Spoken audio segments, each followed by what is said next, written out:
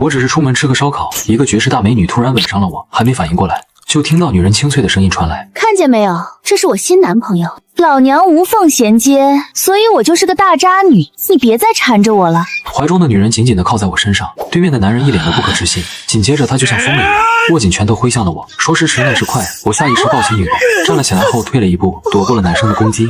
我吓得心都快跳出来，还没开口，那个美女就不耐烦地开喷：“宋燕，你他妈有意思没？陈沁，你就是个大渣女，我对你那么好，你居然不爱我，你没有心！”陈沁却轻笑一声：“给你面子才这么说，是谁先和咱们大学体育学院的那个女人开房的？”这话一出，宋燕瞬间哑火：“你调查我！”陈沁眼神冰冷：“你也配？”宋燕半天说不出话，恶狠狠瞪他一眼，转身就跑。我终于松了口气，这时我才反应过来，我一直抱着这个叫陈沁的妹子。那个不好意思，她这才抬眸看了看我，眼神却充满审视。我一脸莫名其妙。就在这时，一个女生气喘吁吁地跑过来：“沁姐，你怎么跑这儿来了？我找你半天。”拿着。眼看那个没品的美女走了，我才懒得管他们。我收回视线，坐下来继续炫我的烧烤。也不知道是气还是饿，我疯狂往嘴里塞烧烤和啤酒，直到再也吃不下。结果报应来得真快，半夜我胃疼到差点窒息，整个人脸色惨白，额头全是冷汗，直到天快亮，我才昏昏沉沉睡过去。等我再次醒来，浑身都湿透了。我拖着疲惫身体洗了个澡，又熬了锅粥，一个人坐在桌前慢慢喝。屋子里安静的可怕，只有勺子碰到碗的声音。可就在我刚喝完粥，门竟然咔嗒一声被人从外面打开，一个穿着职业装的中年女人走了进来。我眼睛瞬间亮了。妈。然而我妈只是冷淡地走到我面前：“我给你找了个学校，明天开学，这些是你这个月的生活费。我要出国1个月，钱不够的话再打电话。”说完，她就径直上楼收拾行李。没多久就拉着一个大箱子下来，自始至终她都没再看我一眼。妈妈，路上注意安全。回应我的只有一片寂静，桌上是崭新的入学通知书和一沓冰冷的钞票，这就是我妈给我唯一的母爱。与此同时 ，A 市大学组织赛车活动正轰鸣声震天地进行着，车上正是那个叫陈沁的红发美女。她过弯道时非但不减速，反而能瞬间冲过终点。沁姐，你今天疯了，我们连你车屁股都看不见。菜就多练。沁姐，明天去虹桥会所坐会儿，听说来了好多新人。谁知陈沁只是笑了笑，直接上车发动车子就走了。沁姐，你到底去不去啊？你等等我啊！然而到了晚上，虹桥酒吧门口，陈沁和谢琳琳一走进去。沁姐，琳琳姐，老样子吗？顺便把阿健叫来。好的，马上安排。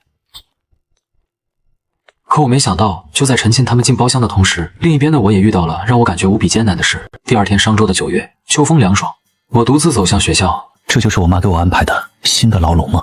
听说这学校历史悠久，古香古色，可我却一点都开心不起来。我先是去了校长办公室，见到那位只在课本上出现过的大人物时，我心里还有一丝小激动。他很和蔼，很快帮我办好了入学。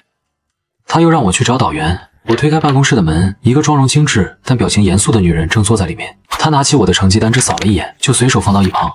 我不管你以前在什么小地方成绩多好，到了这所大学，一切归零。她的语气充满了轻蔑。也许你以前是班里的第一，但到了我们这所大学，你可能连年级前100都进不去。导员这才从柜子里拿一张表格递给我，这是领院服的表格，放学后自己去学生会仓库领。然而就在我拿着表格，以为终于可以开始新生活时，酒吧里的陈沁却上演了另一出大戏。包厢里，沁姐，你今天还回去吗？还是就住会所楼上？陈沁21岁，和我同一所大学。陈沁这才缓缓睁眼，轻声说了句：“回。”谢琳琳刚想再说什么，包间门突然被推开。哟，这不是我们沁大小姐吗？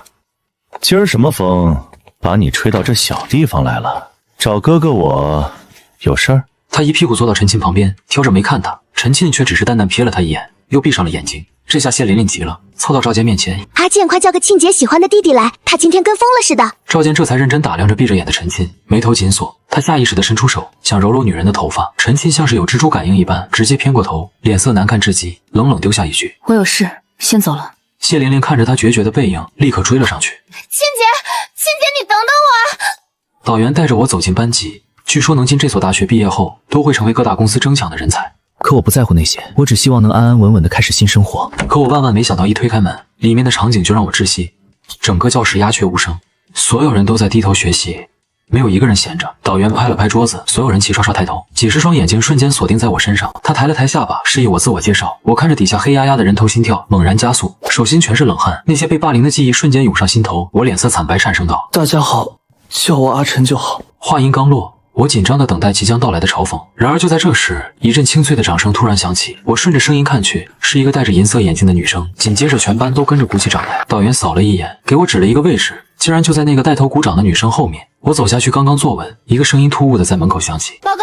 全班的目光瞬间被吸引过去，我也好奇地看过去。可当我触到那人的面容时，我整个人都愣住了，竟然是那天那个红发美女。她似乎也感受到了我的注视，懒洋洋地扫过来，仅仅一眼，我却清清楚楚看到了她眼里的厌恶，是那种发自内心的毫不掩饰的厌恶。我跟他有什么深仇大恨吗？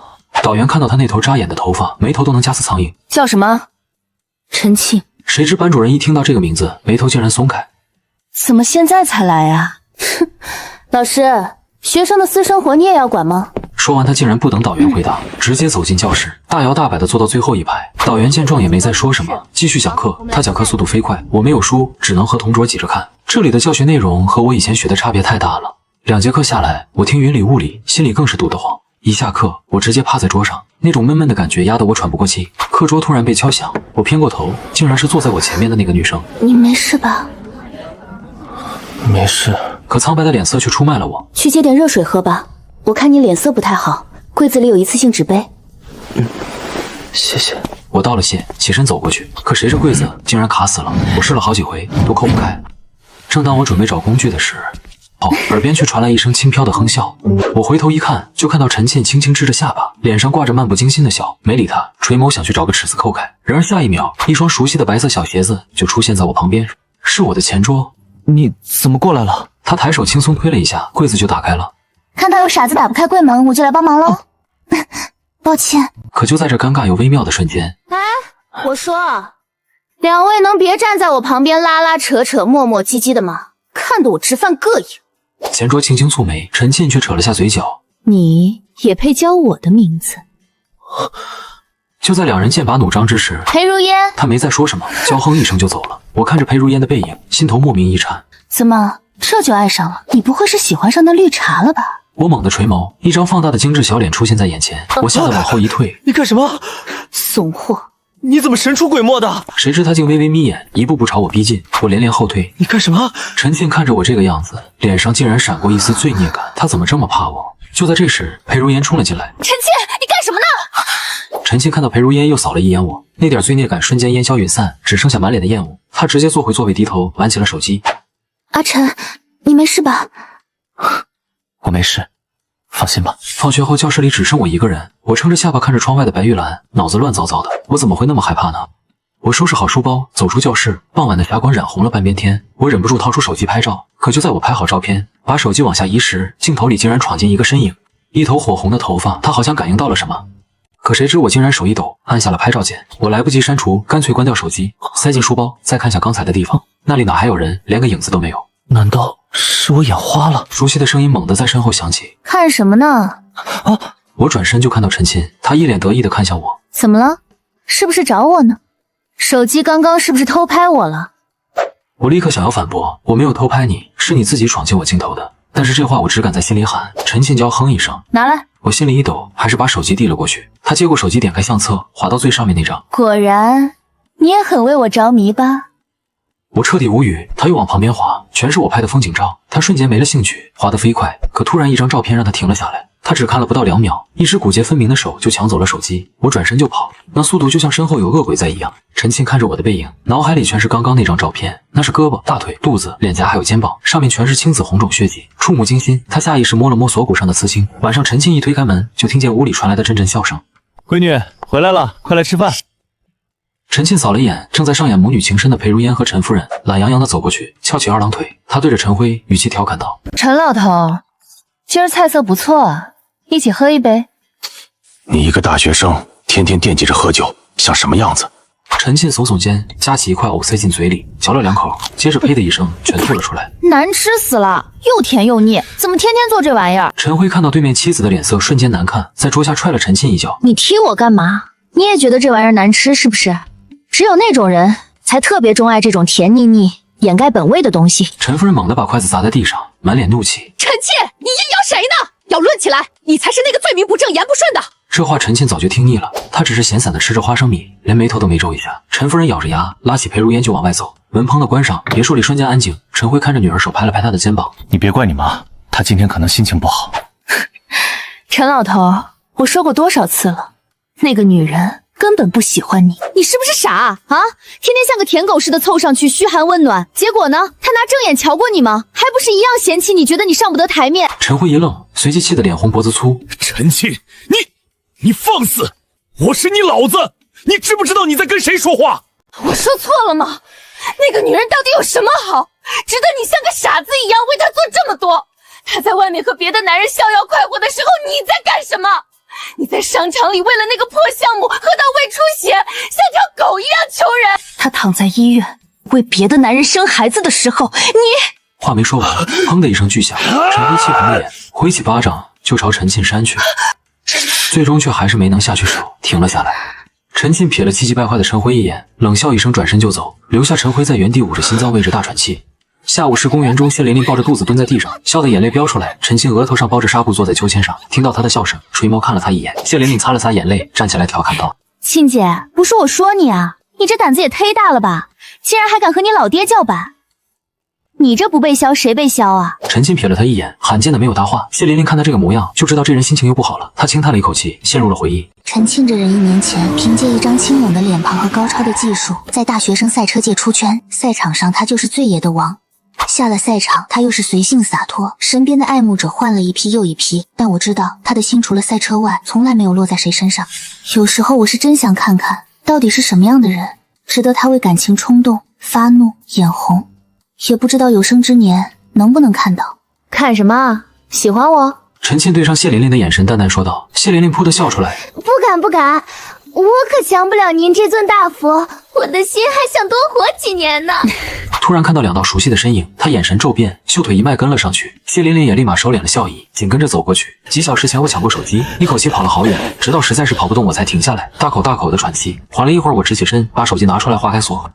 一张张都是我的过往，我看了几秒，突然笑了，毫不犹豫的点了删除。这些都是过往了，以后我再也不会经历那些事情了，我再也不用每天胆战心惊、小心翼翼的。我呼了口气，身心感到前所未有的轻松。正在我准备回家时，一阵强烈的胃绞痛袭来，我捂着肚子跑进厕所。在经历一系列上吐下泻后，我拿着药店开的药，脸色惨白的坐在公园长椅上。突然，我感觉到眼前站了一个女孩。裴如烟，你怎么在这里？她看着我苍白的脸色，你怎么了？脸色这么不好看。老毛病了，没事的，不用担心。真的没事吗？我看着她秀美的容颜，点了点头。那我送你回去吧。陈阿姨，我先送我同学回去，他不太舒服，您先回家，我等会儿就回来。陈夫人扫了我一眼，眼神不善，但还是点了点头。我看着裴如烟热情的举动，有些不知所措。其实不用的，我自己也可以回去。裴如烟笑说道。走吧，正好顺路，顺便聊聊天。我偏头看着裴如烟，脑海里闪过一个熟悉的人影，欲言又止。你想问什么就问吧。我停下脚步，试探地问道：“你是小苏吗？”裴如烟看着我，眼眶微红，她欣慰地笑了笑，抬手摸了摸我的头发。阿晨，你终于认出我了。真的是你，你真是小苏，我们真的好久不见了。说话间，我的声音有点嘶哑，我酸涩地说：“你为什么不早点和我相认呢？”除了爸爸和阿妈，裴如烟是我童年时期唯一可以称得上朋友的人。不过那时候她不叫裴如烟，她叫苏如烟。曾经我被人欺负，是苏如烟救了我，并且把我送回了家。那次之后，我们2个就成了好朋友，一起上下学。欺负我的人看到了，也连带着欺负苏如烟，但她看着瘦弱打架却很厉害。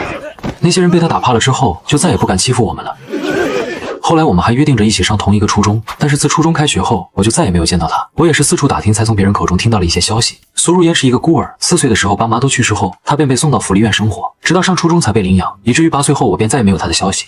对不起，阿晨，我那时的确是迫不得已。裴如烟的声音响起，她愧疚地低着头。没事的，我明白的。裴如烟眼眸闪了闪，正打算开口。哟，裴大小姐，吃完了搁这儿约会呢？哟，我说是谁呢？原来是我们的裴大小姐啊！说完，她看着裴如烟旁边的我。这谁啊？裴小姐新交的男朋友吗？看着挺面生啊。我们走。裴如烟没理会他们，示意我和她一起走。才认识几天，这就开始约会了？哦，不会是不该做的都做了吧？裴如烟，你进展挺快啊。陈沁，你嘴巴放干净点儿，不是所有人都像你这么龌龊。怎么，只准你做，不准我说。我微微拧眉看了陈沁一眼，靠小丑行为去获取关注，你也是真可怜的。说完我就拉着裴如烟转身离开。陈沁看着远去的我们，慢慢攥紧手指，娟秀的眼底一片灰暗。沁姐，你什么时候这么关注这小子啦？陈沁一愣，随即像是听到什么笑话。我最讨厌吃白饭的小白脸了，看着就碍眼。人家兴许还看不上你呢。谢琳琳，那是他没有眼光，你贬低我干嘛？沁姐，我哪敢啊！夜晚陈沁回家时，看着通火明亮的别墅，微微愣了下，但随即想到什么，自嘲般的笑了笑，鞋子都没换就往里面走去。看到沙发上的陈辉，嘴角一咧笑道：“等我呢。”过来。陈沁走过去，跟他隔了一个身位。你想做什么，陈辉？你想做些什么？我就是欺负他了，怎么了？陈辉气得转过头，死瞪着他。你个逆女，陈沁，你知不知道你到底在做什么？唯有娘生没爹教的，还能成为什么样？话没说完，陈辉一巴掌甩过去。陈沁微微偏头，精致的小脸在灯光下愈发冰冷，他嘴角紧绷，一声不吭地往楼上走去。陈辉打他的那只手微微发颤。陈沁回到自己的房间里面，走进浴室，看着镜子中微肿的脸颊，眼眶一红。一日清早，我匆忙赶去学校，纪检部的学生正守在门口登记迟到名单。我捂脸叹气，刚入学第一天就迟到，属实有些丢人。我认命地往前走了几步，身后忽然传来嘻嘻哈哈的声音。小帅哥，我瞥了一眼搭在肩上的手，眉头微蹙蹙，往旁边挪了半步避开。那人讪讪收回手。抱歉啊，是我唐突了。我认出他的身份，我只淡淡瞥了他一眼。以前没见过啊，你是新转来的吧？和沁姐一个班。身后突然传来微哑带鼻音的声音。干什么呢？姐，你居然还背书包，看你这模样，昨晚又没怎么睡吧？陈沁瞅了他一眼，绕开他径直往前走。谢琳琳连忙小跑跟上。陈沁路过我身边时，脚步微顿，随即面无表情地继续往前走。到了校门口，纪检部的人拦住我们，一个纪检部女生伸手拦他，语气强硬。陈沁抬眼，漆黑的眸子直直地盯着对方。女生被看得心里发毛，旁边另一个纪检部的人赶紧扯了扯同伴衣角，小声劝道：“让他进去吧，陈沁在学校本就是特殊存在，成绩好，家境也好，校长都得让他几分。快让他走，别惹事儿。”局中犹豫片刻，最终松了手。陈沁收回目光，转头喊谢琳琳，却看到谢琳琳像哈巴狗似的粘在我旁边，手里还举着我的牛奶。刚才我站在一旁啃三明治，听到谢琳琳肚子饥饿的声音，干脆把多的热牛奶递给她。你要喝吗？刚接过牛奶准备插吸管，牛奶就被人劈手夺走。沁姐，你也没吃早饭啊？他给的你也敢喝，不怕喝了中毒？这不可能吧？陈沁勾起唇角，笑意却没达眼底。怎么不可能？他转头看向我说道：“你不知道长得越好看的生物毒性越大吗？”话音说完，他拿着牛奶大摇大摆地越过纪检部走进了校园。怎么现在才来？迟到了吗？路上有点堵车。校服领了吗？我忘记了。没事，放学我陪你去领，我知道地方。谢谢。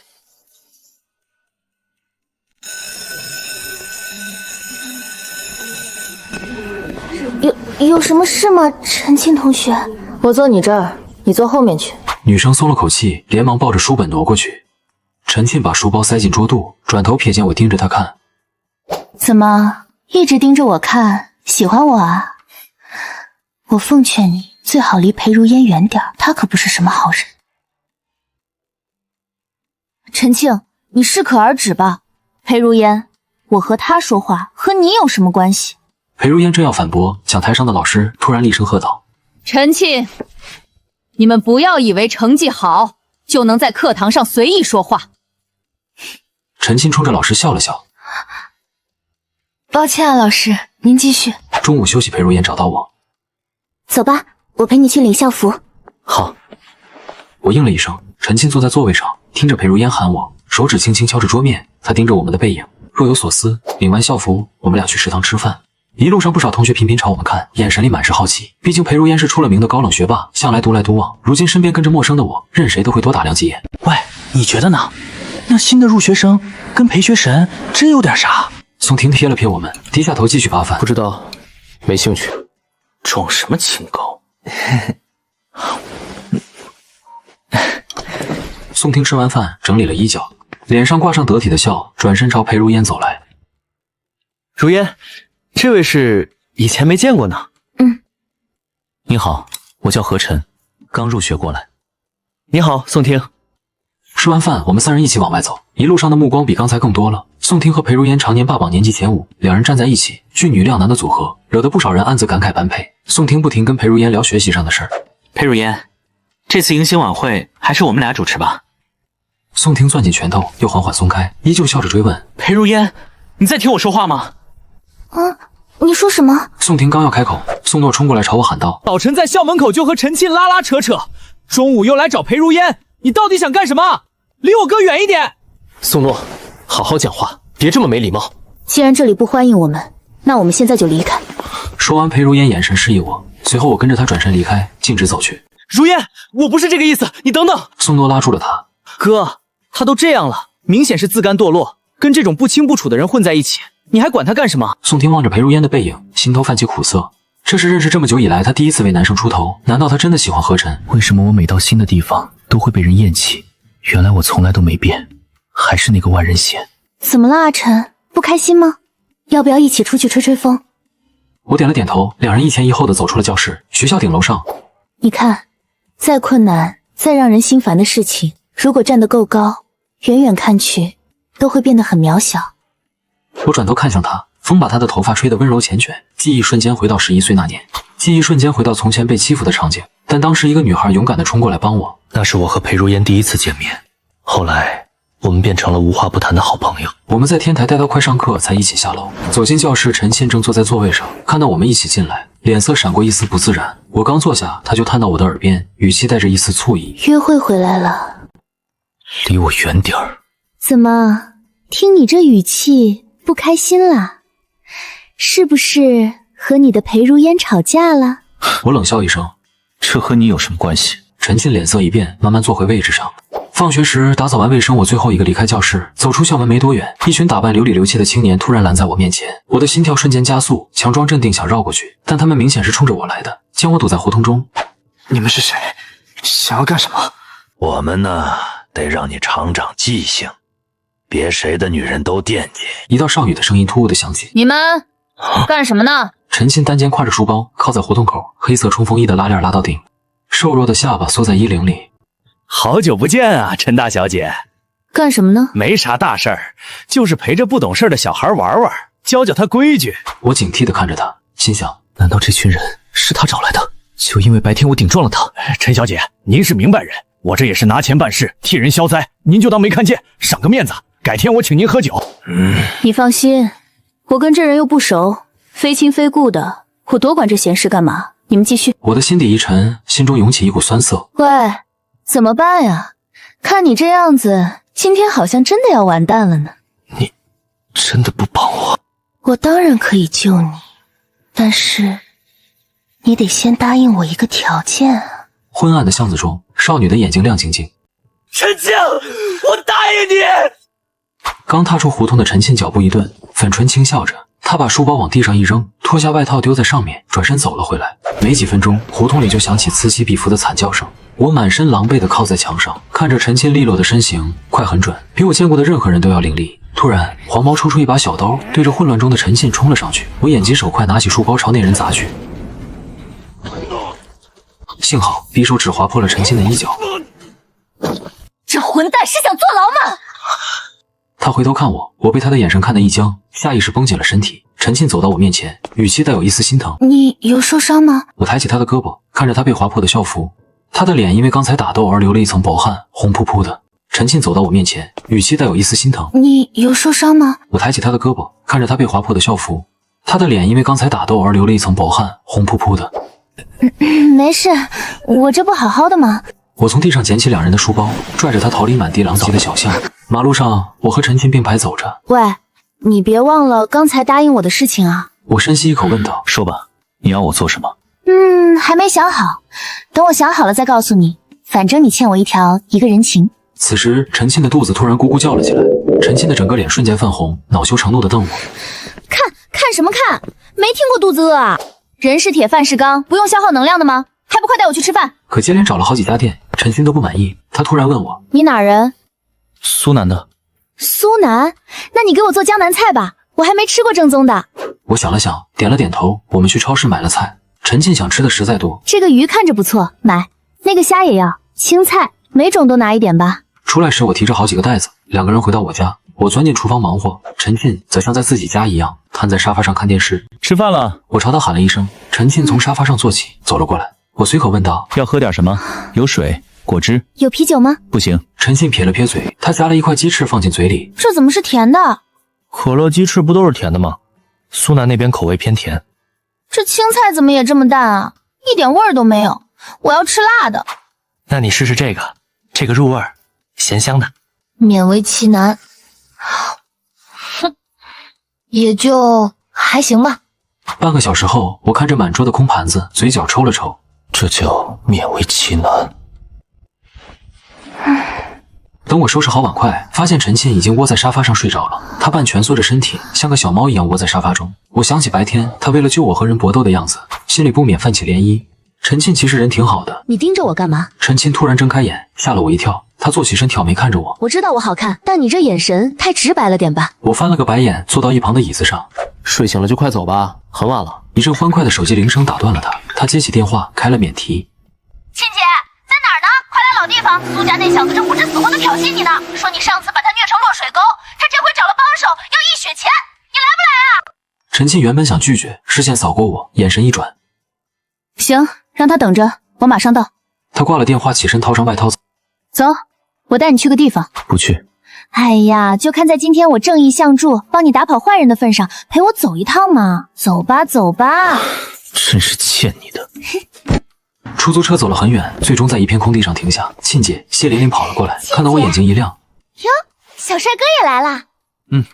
看吧看吧，连人都带来了，还嘴硬说不喜欢，这下有修罗场看了。对了，沁姐，苏星那小子来了，带了挺多人，就在外面入口那儿候着呢。陈沁，我还以为你怂了，不敢出来了呢。怎么，橘子还没炖够？看来里面伙食不错，让你这么快就出来蹦跶了。要不是你上次阴我，我能进去。我要是真存心阴你，你以为你还能全虚全伪的出来？脑子是个好东西，可惜你没有。苏星脸色白了白，语气更冲。陈沁1个月没见，敢不敢跟我单挑？陈沁像是听到了天大的笑话，薄唇轻启。苏星，警局没待够，这次是想直接去医院骨科预定个 VIP 便房了。行啊，我成全你。陈印，你别狂，谁输谁赢还不一定呢。今晚就让你看看谁才是这里的王。苏星这才注意到陈沁身边的我，眼神粘在我身上，喉结不自觉地滚动了一下。陈沁察觉到他的目光，嫌恶地皱起眉，上前一步挡在我身前。看什么？管好你的狗眼！苏星恋恋不舍地收回视线。陈沁，敢不敢打个赌？我们比赛，你要是输了，把你身后这小美人给我；我要是输了，给你辆最新款帕加尼，怎么样？你不亏吧？可以，不过我要加个条件，你要是输了，就带着你那破车滚出赛车圈，永远别再出现在我视线里，看见你就烦。我答应你，到时候你可别后悔。陈沁，你什么意思？你凭什么替我做主？怎么了？你怎么能把我当做赌注？要是比赛输了怎么办？你真的要让我跟那个变态走？放心，我们2个人肯定能赢他。什么2个人？我不会开车啊，陈沁。他却转过身朝我摇了摇手，走进了换衣间。我不玩了。你别走，我在大学生赛车界是顶尖的存在，相信我。我转过头，隔着赛车头盔和他对视。我看着陈沁圆圆的小鹿眼，满是恳求。我心中一软，重新系回安全带。我就知道阿晨最好了。车子缓慢发动，听着发动机震耳的轰鸣声，我紧紧拽住了车座。阿晨，你知道我为什么在大学时选择赛车吗？这种在跑道上疾驰的感觉，能把一切都甩在身后，能让我忘记所有难过的事情。风会把烦恼都吹走，我希望你也可以。车子如疾驰的箭一样飞了出去，强烈的推背感把我紧紧困在椅背上。视线两侧的景物在疯狂后退，那些围绕我的霸凌声和欺辱声仿佛都消失了。我感受到整个世界仿佛只有我和风在。跑道上2辆车紧追不舍，我侧过头看着陈沁认真的侧脸，心脏响起扑通声。赛道上比赛只剩下最后半圈，苏星的车一直在斜后方死死地追着我们。突然赛车响起轰鸣的加速声，陈沁将油门踩到了最大，第一个到达了终点。我和陈沁摘下头盔走下车来，苏星气急败坏地跳下车。你的车我不需要，性能太差，配不上我。记住你答应的约定，带着你的破烂滚出赛车圈，以后别再出现在我的视线里。行，陈沁，你有种，你最好祈祷自己能一直这么狂下去，别哪天栽了。走了，这里空气不好。我跟着陈沁离开了跑道。刚才赛车的感觉怎么样？没吓吐吧？还不错。这种在跑道上疾驰的感觉，能让我忘记一切难过的事情。所以陈鑫，你在难过什么呢？是什么样的事需要用这种近乎发泄的速度去遗忘？看什么看？这么晚了，我大发慈悲送你回去吧。陈青，谢谢你，今天真的谢谢你帮我。没事啦，你干嘛突然这么正经？再说了，你不也帮我赢了苏星吗？是我们一起赢的。可我坐在副驾驶，除了抓紧安全带，好像也没帮上什么忙啊。因为有你在我身边，我安心呀。是吗？那你可得好好谢谢我啊。知道了，少不了你的。车子很快行驶到我的家门口。阿晨，明天见啊！明天见，陈鑫。陈沁下车，一脸期待地目送我回家。我朝他挥了挥手，转身上楼。第二天学校里，陈鑫把早餐放在我桌上。早上好，阿晨，我给你带了早饭。我看着热情的陈沁，有些不知所措。我吃过了，你自己吃吧。就是给你买的，你那么瘦，上午课那么长，一会儿饿了再吃，不许浪费。上课铃响起，第一节课是物理课，物理老师是名牌大学毕业的，讲课逻辑紧密。听课时稍有走神就跟不上他的逻辑。等到下课，我才发现今天裴如烟没来上学。我拿出手机给她发了消息，大概是什么急事儿。裴如烟一直没有回复，一上午陈沁都趴在桌上睡觉。中午下课铃声响起，沁姐醒醒，校外新开了个火锅店，口碑爆裂，咱俩吃去吧。沁姐走啊！陈沁从座位上抬起头，她睡眼惺忪地看了眼谢琳琳，起身拉过我，走，饿了，一起吃去。陈沁本就是校园的风云人物，加上我长得也十分英俊，我们三个并排走着的人，很快成为学校里亮丽的风景线。这时我看到远处一个熟悉的身影走过来，是裴如烟。裴如烟顺柔的长发散落在肩上，她眼圈微红，她也看到了我和身旁的陈沁。随后她目光躲闪，从我们旁边掠过。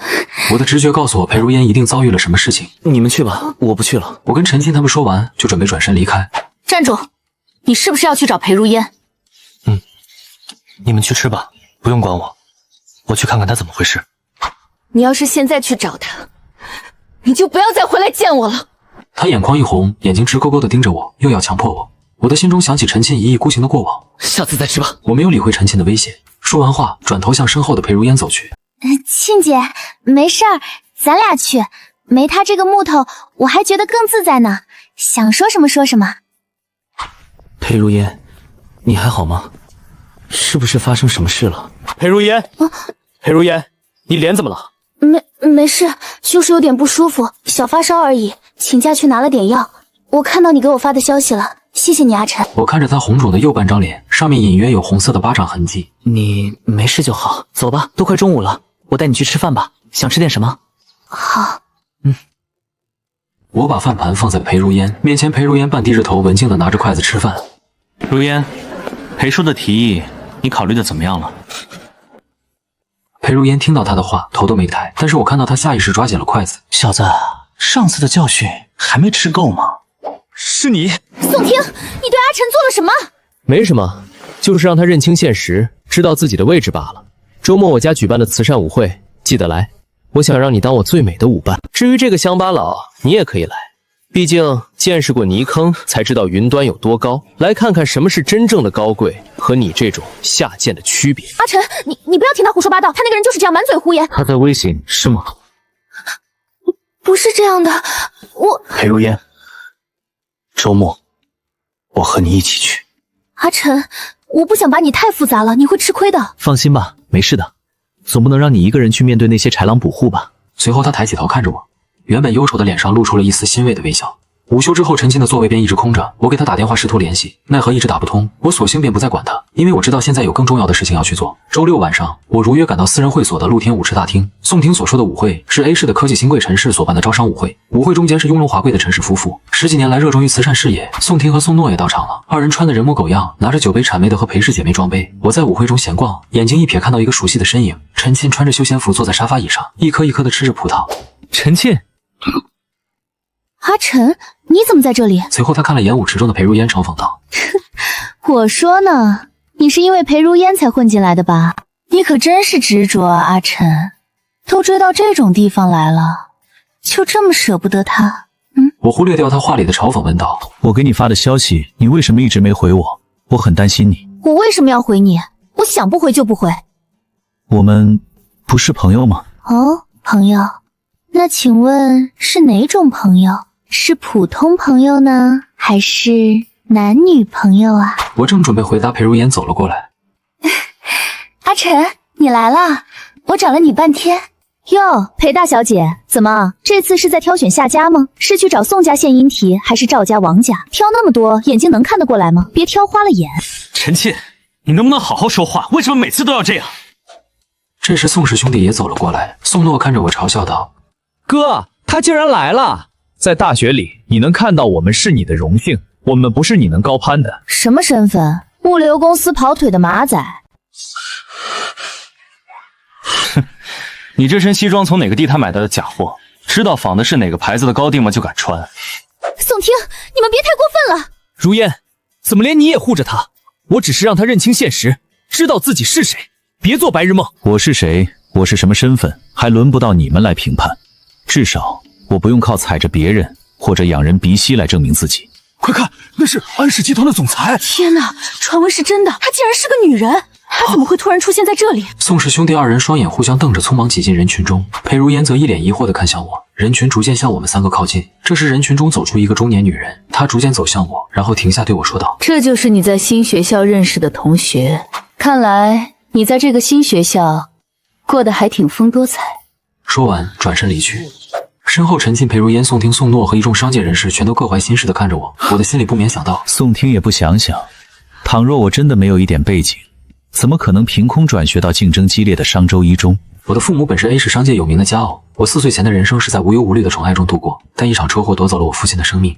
此后我的母亲变得孤僻，她把所有精力都献给了父亲的事业。懂事后，我自觉搬出了家里的别墅，在外自己单住，反正母亲的陪伴对我来说不过是可有可无的存在。母亲走后，陈氏夫妇热情地拥到我面前，他们把裴如烟推到我身边。江少，你和我们家如烟在学校关系最好了，什么时候有时间来家里坐坐啊？商圈就是这样，风向变得比翻书还快。刚才还漠视宋听对我的嘲讽，随着我身边的人越来越多，我找机会溜到了阳台休息。怎么跑出来了，江少爷？不喜欢这种众星捧月、被人当宝贝供着的感觉吗？的确不喜欢。你呢？怎么也跑出来了？这里面的人最是虚伪了，踩高拜低，蛇鼠一窝，看着就恶心。对不起啊，陈沁，那天我不该那样抛下你。我和裴如月其实从小就认识，他对我来说是很重要的朋友。那天看他那个样子，我没办法不管他。哦，安江集团和裴氏，原来这么早就勾搭在一起了，果然是门当户对，强强联合啊！你为什么就不能好好讲话，非要这样夹枪带棒的？而且我和如烟认识的时候，他还不姓裴，他只是长大后才被裴家夫妇收养了而已。陈沁听了我的话，眼神微微发愣。裴如烟是被收养的？上次你突然割我，害我一个人吃火锅，说吧，这次想怎么补偿我？我对上他直白的目光，脸上微微发烫。你想怎么样？这舞会里的东西难吃死了，全是装模作样的玩意儿。走吧，江大少爷，我带你去吃点真正好吃的。哎，等下，裴如烟还在里面呢，我们就这么走了？放心吧，现在全天下都知道裴如烟是你江少罩着的人了。那帮见风使舵的家伙，巴结他还来不及，谁敢在这个时候为难他？走吧。夜晚烧烤摊上，我和陈沁坐在摊位上。喂，你既然是安氏集团的继承人，那个女人的儿子，为什么还一个人住在那种破旧的小楼房里？你怎么就那么确定我是安氏的继承人呢？而且，谁规定有钱就必须得住大别墅、开豪车，每天活在聚光灯下？别打岔啊！那你和那位安总裁到底是什么关系？母子、亲戚，还是……她的确是我妈，但是从我父亲走后，她就变了。她把所有的一切，包括她自己，都献给了那个所谓的事业。至于我，说到这儿，我有些难过的低着头。陈沁似乎是和我的经历产生了共鸣，他眼睛红红的看着我，欲言又止。你还记得我们第一次见面吗？第一次见面不就是大学里吗？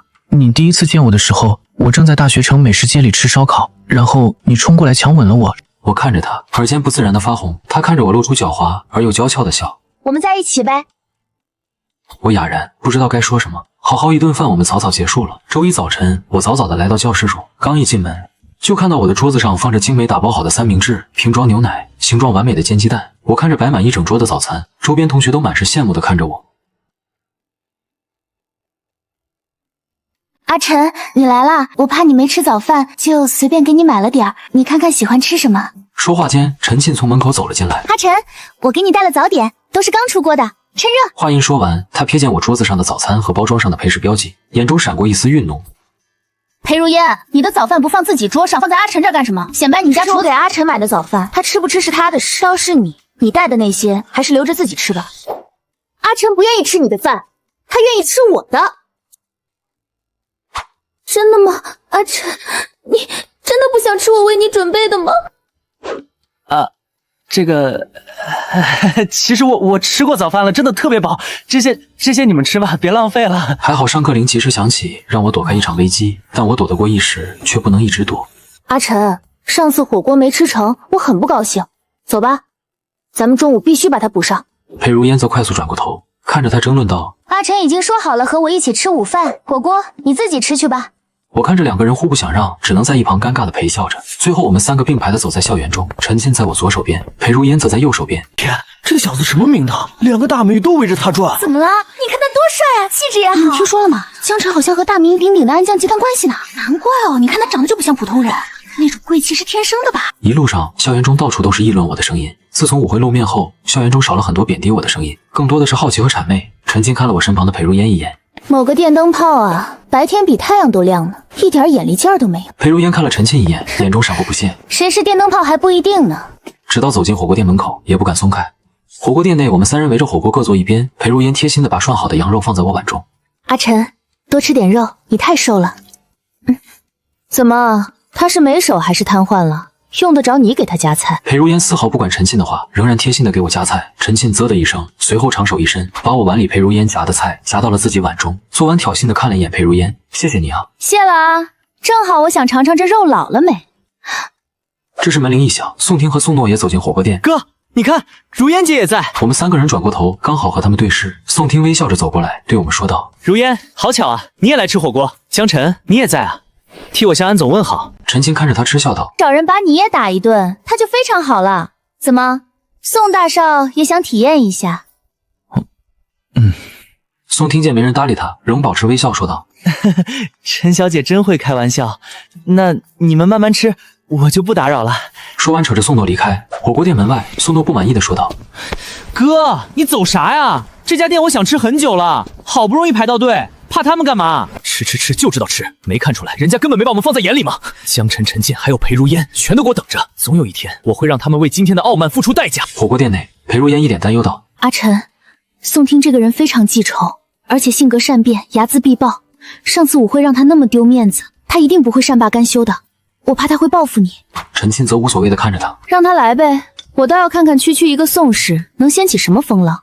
不过是靠着陈家赏饭吃的一条狗，急了跳墙又能怎样？”裴如烟瞥了一眼陈庆：“你身边本来就一堆烂人烂事，他想下手，估计还得排队。阿晨，听我的，你最近还是搬回安阿姨那边住吧，或者回安家的别墅，好歹身边有保镖和佣人照顾着，安全些。你要是再遇到上次巷子里那种事怎么办？”陈庆不满地说道：“回那个冷冰冰的别墅干嘛？看人脸色吗？那让他和我一起住好了，我那儿地方大，安保也好。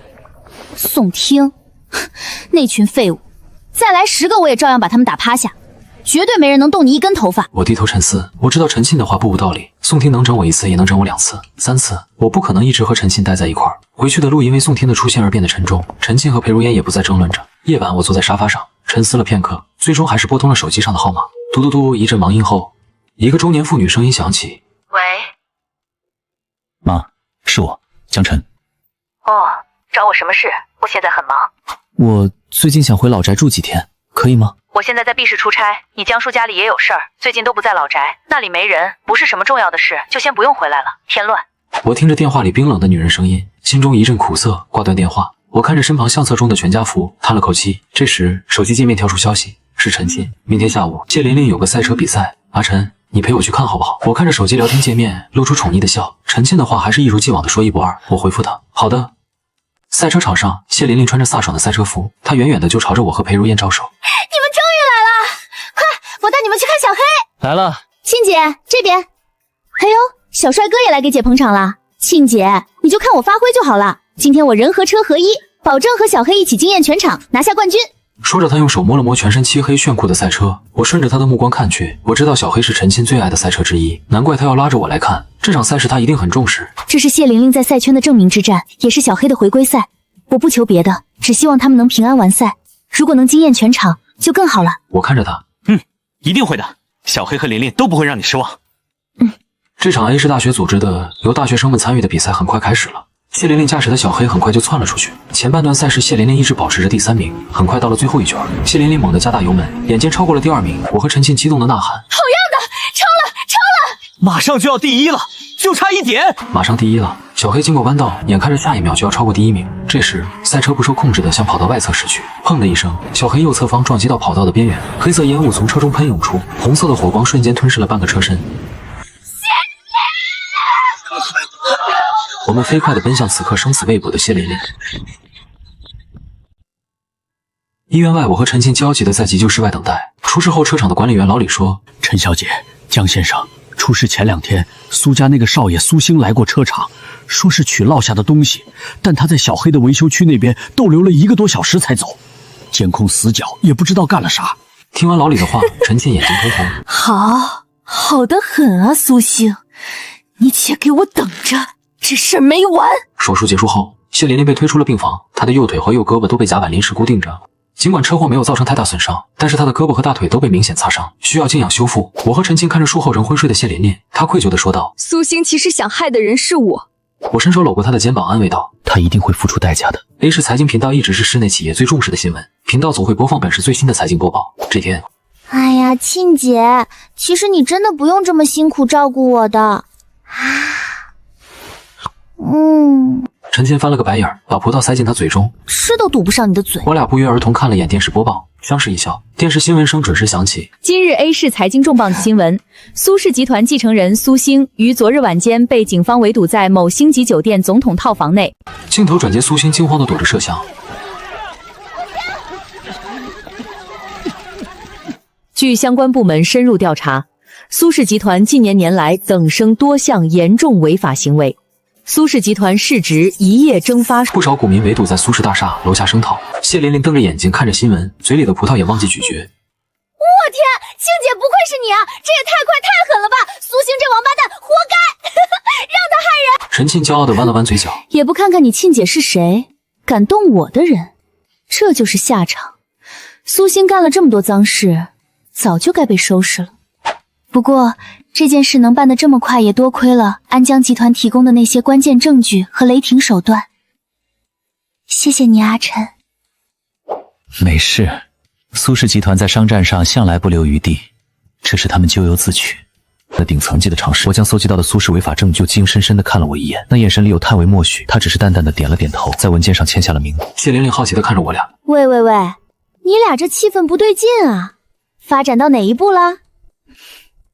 吃你的葡萄。此时我手机接到裴如烟的电话，身后响起谢琳琳的声音：“庆姐，我都受伤了，你还打我！”走出病房门，喂，如烟。电话中传来裴如烟温柔细腻的嗓音：“阿晨，你什么时候回来呀？”“我明天就回去了，怎么了？”“我有件事情想当面告诉你，等你明天回来吧。”我刚想答应，陈庆从病房内走了出来，他夺走我的手机，看了眼联系人，不容分说的直接挂断了电话。他跟你说了什么？是不是又想把你叫走？哦，没什么大事。哦，真没什么。那你刚才那一脸严肃，还要躲出来接的样子，说不说？不说的话，就在这里。你这里这么多人，你怎么能……哦，你其实很想让我。只是不好意思说。说完就要，碍于公共场所，我轻轻推开了他。裴如烟说明天有话和我说。他能有什么事儿？找完宋听又来找你。裴氏集团的最大生意就是找女婿。妈，你这样的，如烟毕竟不是裴夫妇亲生的，她也有她的苦衷。切，蛇鼠一窝。早晨教室里，我看着裴如烟问道：“如烟，怎么了？找我什么事情？”中午你来顶楼。我有话和你说。我冲他点了点头，余光里看到陈庆正一瞬不瞬地看着我们。中午学校顶楼，裴如烟站在栏杆旁，风把她的长发吹得飘逸。如烟，阿晨，你来啦！她有些羞涩扭捏地说道：“我今天想和你说件事，我想让你假扮我的男朋友。”我吃惊地看着他，假扮。上次无故后，我养父母知道了我们的事，就一直在给我施压。你知道的，我不是他们亲生的，这几年也一直被迫接触宋听那样的人，我只是想让你假扮一下，这样他们看到我有交往对象，或许就不会再那么逼我了，可以吗？如果你不愿意的话，也没关系的。裴如烟失落的低着头，我看着她，想起尔挡在我面前的苏如烟。我答应你，不过我们并不是真正的男女朋友，你知道的。谢谢你，阿晨，我明白的。我们两个一前一后下楼，陈沁此时在楼道中。阿晨，你回来啦！裴如烟看到后，刻意的向我靠近，看着陈沁。你们两个……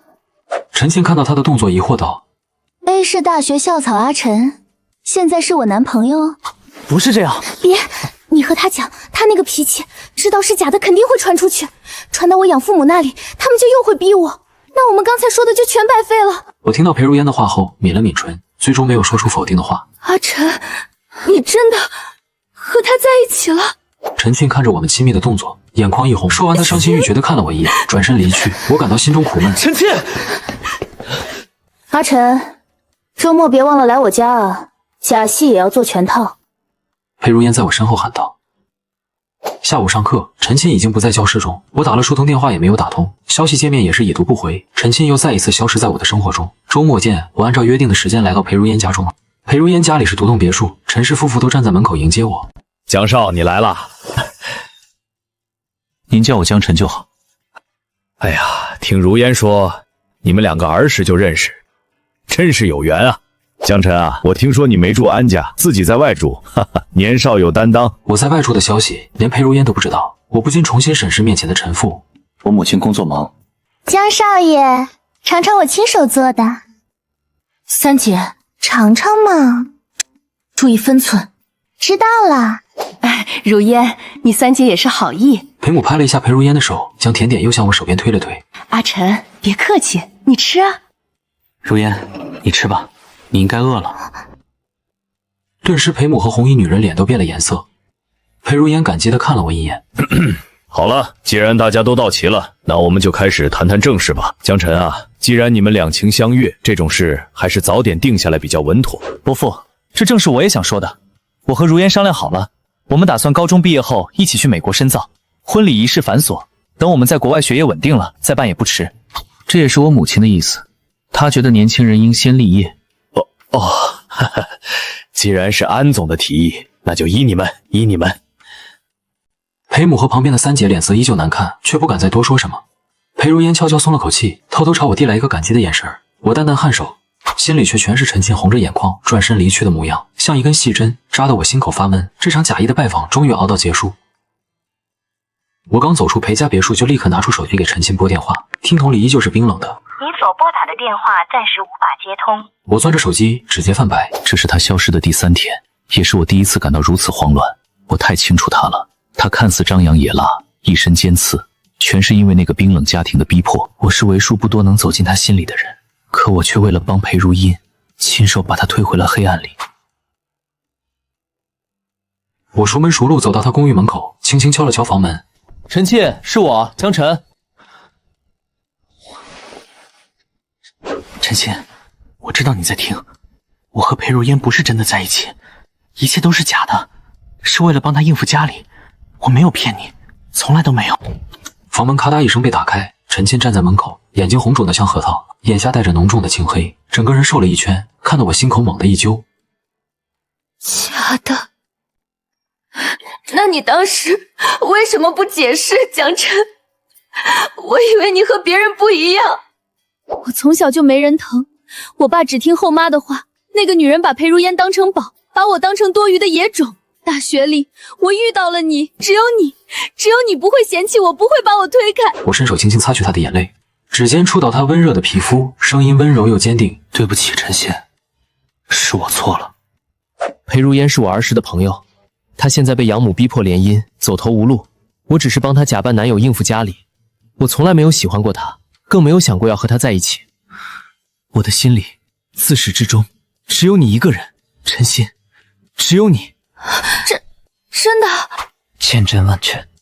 我紧紧握住她的手。第一次在大学城美食街，你吻我，我的心跳就乱了。后来在大学里，你处处针对我，我的视线却总忍不住追着你跑。你嘴上凶，却处处维护我，关心我，甚至为我拼命。陈沁，从大学城美食街的那一天起，我就对你心动，开始喜欢你了。陈沁的眼泪掉得更凶，却一把扑进我怀里，紧紧抱着我。你不许再骗我了，不许再丢下我一个人。我保证，再也不会了。我轻轻拍着他的背，心里悬了3天的巨石终于落地。他的公寓不大，却收拾得干净，墙上贴满赛车海报，角落放着头盔，处处都是他鲜活的样子。据我陪着他做了很久，等他情绪平复，才慢慢把所有事情讲清楚。裴如烟找到我说她被人跟踪，想让我假扮她男朋友。没过多久，门铃响起，我开门一看，门外站着的是裴如烟，她手里提着一袋水果。看见平复下来的陈沁，主动走上前。陈沁，对不起，之前是我利用了江晨，故意制造误会让你难过，真的很抱歉。陈沁眼神依旧带着几分疏离，却没有了往日的尖锐。你明明是裴家捧在手心里的宝，为什么要跟我这个多余的人道歉？裴如烟苦笑一声，眼底带着释然。我是被领养的，寄人篱下的滋味我比谁都懂。我看得出来，你很在乎江晨，我不该用这种自私的方式伤害你。说到底，我们都是缺爱的人，没必要互相为难。陈沁沉默了片刻，看着裴如烟真诚的眼神，终于轻轻点了点头。以前的事就算了，积压在我们3人间的所有误会，终于在这一刻彻底解开。陈沁也终于明白，我从来没有选择别人，自始至终我选择的都是他。回到学校，宋听和宋诺还不死心，想借着家事刁难我们，可他们不知道苏氏集团倒台后，宋家失去了所有靠山，早已风光不再。宋听试图在校园里散布我和陈沁的谣言，被谢琳琳带着一群同学当场揭穿，他恼羞成怒，想动手，反被保安抓住，记了大过。没过多久，宋氏集团资金链彻底断裂，宣告破产。宋听和宋诺从高高在上的富家少爷，变成了人人避之不及的落魄子弟，最终转学离开商州一中，再也没有出现。后妈和3姐见裴如烟和我关系不错，也不敢随意让她去联姻。裴如烟终于摆脱束缚，专心学习，朝着梦想前行。陈辉后来曾来找过陈沁几次，想弥补过错，却都被陈沁拒之门外。那些年的冷漠不是几句道歉就能抹平的，他只想要属于自己的平静生活。谢琳琳的伤彻底痊愈后，重新回到赛车场，在我和陈沁的帮助下，他刻苦训练，最终在全国大学生赛车赛中拿下冠军，成为了备受瞩目的新晋赛车手。我也终于和母亲解开了心结，她放下部分工作，常常来陪我。那些缺失多年的母爱一点点回到我身边，我不再是那个孤独自卑、被霸凌的少年。大学毕业那天，学校的凤凰花开得格外绚烂，我陈沁、裴如烟、谢琳琳并肩走在校园里，阳光透过树叶洒在身上，满是青春的温柔。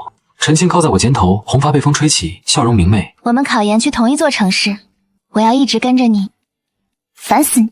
好，一辈子都跟着，不许反悔。裴如烟看着我们，眼里满是祝福。我要去读文学，以后要写很多很多温暖的故事。至于像我们一样曾经受过伤的人，我要继续赛车，拿全国冠军还不够，我要拿世界冠军，让所有人都看到我的速度。所有的苦难与阴霾都已成过往，那些受过的伤、流过的泪，都变成了成长的勋章。我和陈沁考研成功，进入同一所学校。我主修金融，慢慢接手母亲的事业，成为独当一面的青年企业家。陈沁没有放弃赛车，成为国内最年轻的女赛车手。赛场之上，她依旧是最耀眼的红艳。裴如烟学成归来，成为一名作家，用笔写下治愈人心的故事。某天，我结束3小时的项目会议，手机立刻弹出陈沁的消息：今晚成交赛道友谊赛，给你留了专属观众席，速来。我笑着回复：马上到。期待陈车手夺冠。夜色沉沉，赛场灯火通明，陈沁倚在车旁，看见我便小跑过来。还以为你忙着工作，把老婆忘在赛场了。再忙也不会缺席我老婆的每一场比赛。紧张吗？备战3个月了，基本稳赢，就等着夺冠，回家让你给我庆功。输赢不重要，安全第一。他戴好头盔，透过面罩看向我。放心，我肯定稳稳跑完，跟你回家。艳红色车身划破夜色，身姿凌厉迅猛。20分钟后，比赛落幕，陈沁稳稳拿下冠军。他摘盔快步奔向我，眼底满是雀跃。你老婆是不是特别厉害？是，一直都是。在我这里，你永远是最耀眼的。这时裴如烟缓步走来，陈潇开口：恭喜你夺冠，阿沁，还好赶上了。谢啦，倒是你，新书大火，比我拿冠军还出圈呢。只是书写成长，治愈自我罢了，比不上你们，一个在赛场上追风，一个在身后助是啊，我们都守住了年少的执念，而我最幸运，把年少喜欢的人娶回了家。陈沁仰头笑望我：好啦，老夜市走一趟，老公请客，给我庆功。3人一拍即合，夜市烟火温热，晚风吹散疲惫。闲谈间，陈沁轻声感慨：前所有人都劝我放弃赛车，太苦，只有你从头到尾毫无条件的支持我。而且追逐热爱的你本身就在发光，我能做的就是保护好那束光。时光辗转数年，我和陈沁结束多年爱情长跑成婚。婚后第3年，女儿岁岁出生。某个周末，裴如烟登门做客，陈沁看见来人，笑着起身迎接。裴如烟将崭新的原创绘本递给孩子，送给岁岁，愿你一生平安无忧。你们俩总这么惯着他，陈琴顺势依偎在我肩头，轻声感慨：时间过得真快啊！以前还在为未来迷茫，拼命想证明自己，现在事业算安稳，家庭也圆满。那你下个月的全国总决赛准备的怎么样了？这是今年最重要的一场比赛，赢了就是年度总冠军。我其实有点紧张，你和穗穗到时候都来现场陪我，好不好？有你们在，我心里才彻底踏实。我全程陪你，公司所有事务我已经安排好了，全部为你的决赛让路，我保证绝不缺席。老公最好了。裴如烟点头附和。我也推掉下个月所有的签售安排，现场给你助威。而且我要把你追风逐梦的故事写进我的书里，万只看到我冲线夺冠的风光，只有你们见过我训练受伤的狼狈，一直包容我，支撑我走到现在。我轻抚他的发顶，那些狼狈和眼泪也是你的一部分，我永远是你的后盾。总决赛如期而至，赛场座无虚席，红色赛车率先冲过终点，掌声轰鸣。穗穗奋力挥手大喊，裴如烟定格下这滚烫瞬间，轻声感叹：热爱永不褪色，真好。我望着赛场耀眼的爱人，看着身边挚友与孩童，心底满是圆满。从年少相伴到余生相守，所有热爱皆有回响，所有奔赴皆得圆满。